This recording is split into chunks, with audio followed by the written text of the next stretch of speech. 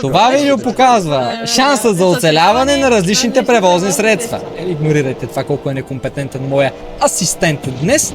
Важното е, че Ферарито мина, нали? Ферарито кабрио ли е? Мина. Кабрио, Да. нали? Чопър. То защо се е набил с джама? Чопър. Чопъра дали ще мине отдолу? Ще мине. Ай, залагайте, Ще залагайте! мине. Мина. Скандално. Тесла Модел 3 човек.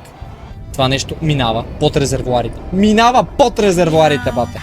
Скандално. Значи тук всички ще минат. В смисъл и Камарото ще мине. Той ще мине Камарото обаче. няма да Не, мине. от задните гуми ще мине. Гле. Това е сантиметр. Оле!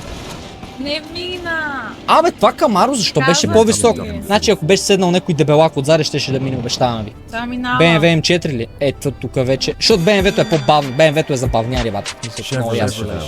Да, Chevrolet Chevelle, това също ще мине, бате. Само Камарото не мина, защото дебелака не беше седнал където трябва.